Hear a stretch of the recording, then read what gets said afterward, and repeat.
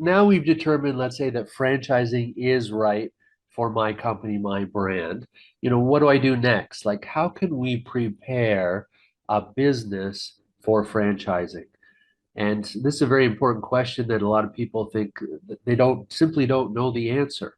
And maybe we can invite Tim to help us out with this question. Thanks, Robert.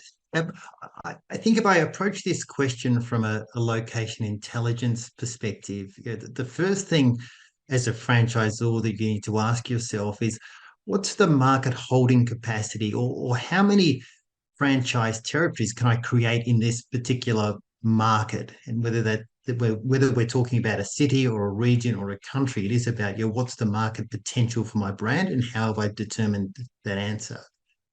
The second big question for the franchisor to then consider is what makes a successful catchment area for one of my locations. So not only how many can I build in the market, but also where should these stores be located in the future where there is high revenue potential for the franchisee.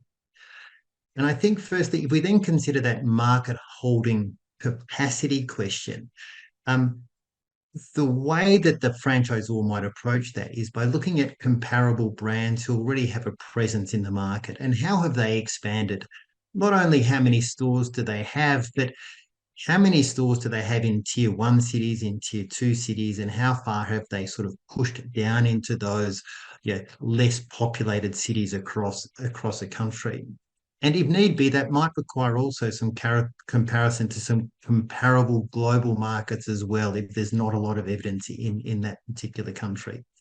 Um, the final point I'd make on the market holding capacity relates to the addressable market, the size of the addressable market. So we can't just look at the population of a city and say, well, there's 100 stores in a city of 1 million people, for example, because it's often the case in cities, and this is true across Asia, that not every resident within a city can afford to purchase the product or service that's being offered by the franchisor. So it's really important to consider by country, by city, by region, what's the size of the addressable market? So how many people can afford to purchase the type of product or service it is that I'm offering?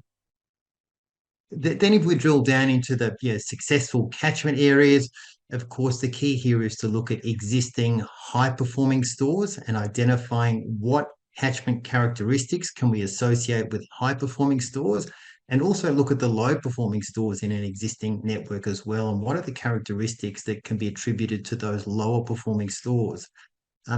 So that there is really good data available throughout all of the Southeast Asian countries now to help work through this process, from resident population to worker populations, to what we call consuming class, which is that the addressable market population.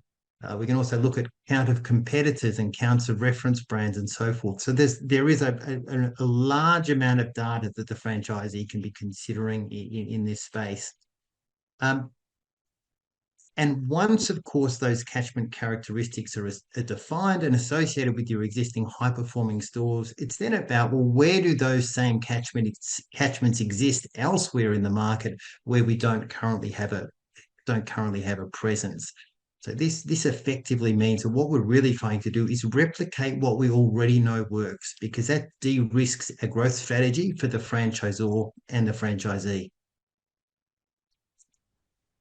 Great. Thanks, Tim. That really helps. And I think location intelligence is something that a lot of people aren't familiar with, or that hasn't been available in Asia for a long time. And so it's something new. So that was a great introduction.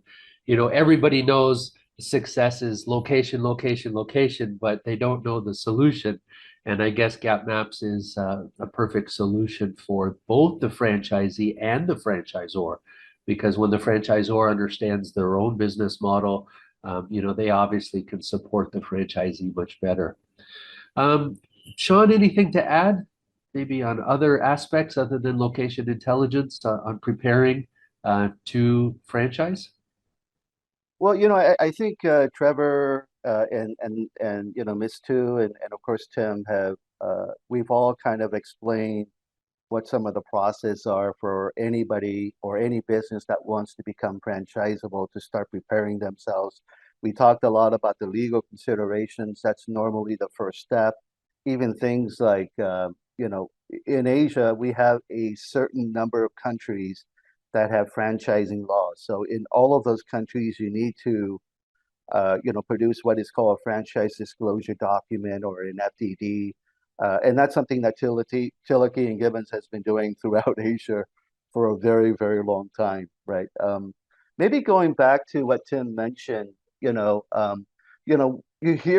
here at VF, we represent a number of select proven franchising concepts and brands like Exquisine and Trevor, right? I mean, these are incredible brands that are highly liked and have proven success models in many, many countries.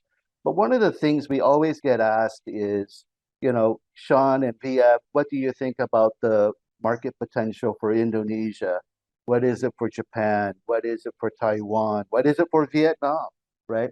And I think when you can always, there are so many ways to do that. And one of the best ways I think that many people lack the resources and the insight is a GapMaps, right? It's where basically we get down to the consuming class, we get down to population and education data, and whether they're premium or non-premium, and it's just all kinds of things that relate to the catchment areas, not only for a city block, but for the entire country, because as you find that many of the larger brands, as they develop in the major urban cities, the next major push is out into the provinces, right? And so where do we go in the provinces? Where do we locate our businesses? And I think that goes a lot to going back into understanding what that feasibility plan is, right? For each market that you want to enter, for each city that you want to enter, you want to have an understanding of what that market potential is to either validate or invalidate your rationale for franchising or non-franchising, right? So I think having that extra critical part of the data relating to growing your business is really critical. Great. Thanks for adding some of that information. A lot of people have very successful brands or companies, but they really don't necessarily have what it takes to be a franchise yet. But by hiring the right people or using consultants, getting extra information from outsourced things like Tim's company, they can pull that information so that they can do what they need to be able to let other people use their brand through franchising.